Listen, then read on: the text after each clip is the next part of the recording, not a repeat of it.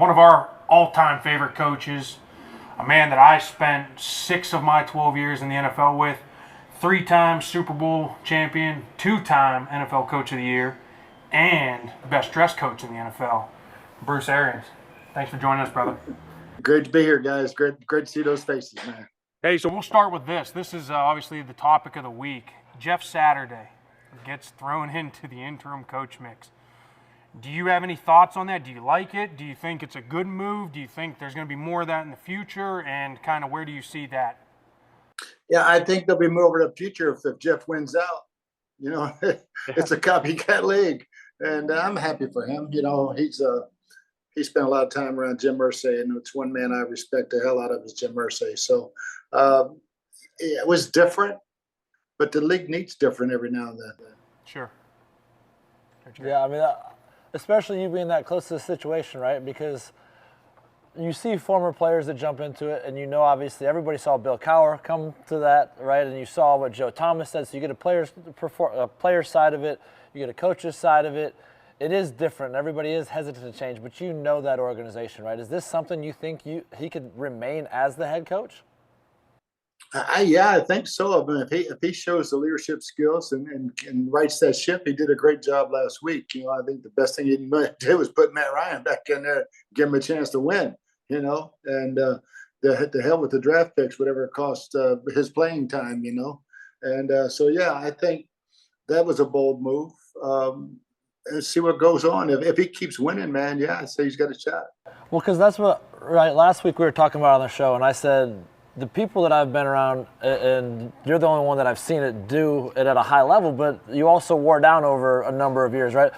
Being a play caller and being a head coach are almost two different jobs. They're two different hats you have to wear. And when you wear both hats, it's really hard because the accountability that's there, all of those things. Can you kind of touch on, from your perspective, what do you think it means to be a good head coach versus being a good coordinator? Yeah, I think, you know, it's kind of the vogue right now to hire a head coach play caller. And, man, if you haven't done it, that's hard. And you see some of these guys really struggling. They're calling plays for the first time, but they're the head coach for the first time. That's a tough mix. I mean, the interim year in Indy, I found out I could do that. You know, everybody kept their job and we moved on. And so calling plays and being the head coach, okay, I can do this. But it ain't easy, boy. You got to have guys you really trust, especially defensively, special teams, because you're not going to spend the time with those guys that you'll spend normally. Speaking of trust, right, let's pivot down to Tampa. You get to see, obviously, where they're at and how they've progressed with you moving to a new role this year. A lot of new faces this year, right? A lot of new faces up front. There's been some injuries. Is the Tampa Bay Bucks back? Like this team looked good over in Germany. Are they? I mean, this looked good. I think the first time I've seen the swagger on this team. Yeah. You know, it was this week, and defensively we looked like the Bucks. You know, shutting down the run, getting after the quarterback, and offensively, I love what we did. Good mix, and when the running game's going, it's easy, man. You guys know when you can run the ball, you got everything you want in your playbook. Now, when you're struggling to run, there's a lot of falls on the quarterback, and that's the way it's always going to be. But yeah, I think we're in a great spot. We're getting really healthy. The bye week couldn't come at a better time. You know, big win over there, 2 in a row, and I think the swagger's back. That's kind of what they need, right? I mean, you want to see. I mean, when you're running the ball 6 times a game or whatever it was, a couple times early in the season, and obviously the game calls for that, right? Like it's you get in this position where you're down 3 scores, you have to go that route. I get that, but like as you said, when you get 25 rushes, you get now as you start to wear a team down, a Seattle team that's been playing well, right? Mm-hmm. That's kind of where they have to be going forward, right? Like you'd like to see more of that mix, right? Yeah, I think, you know, having played Seattle for a number of years, that was always, hey, we're going to go in there, we're going to pound them. Yeah. You know, it's going to be see who's tougher, make it a street fight type of game. And I think Byron did a great job of that offensively. But again, when we'd go to Seattle, we get 3 yards on a run, I was happy. You know, let's get three of them to death.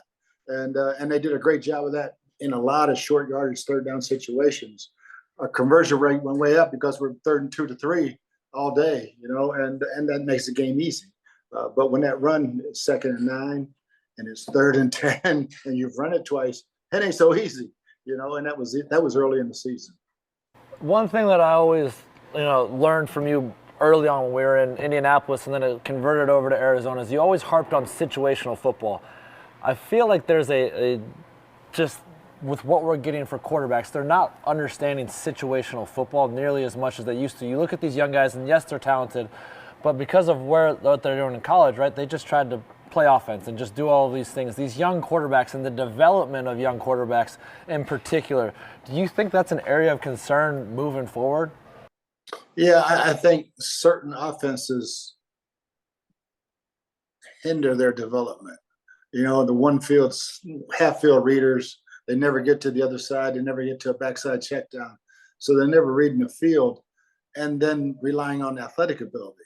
Just put your best athlete back there, 1-2, take off running. That's a detriment to the kids, I think.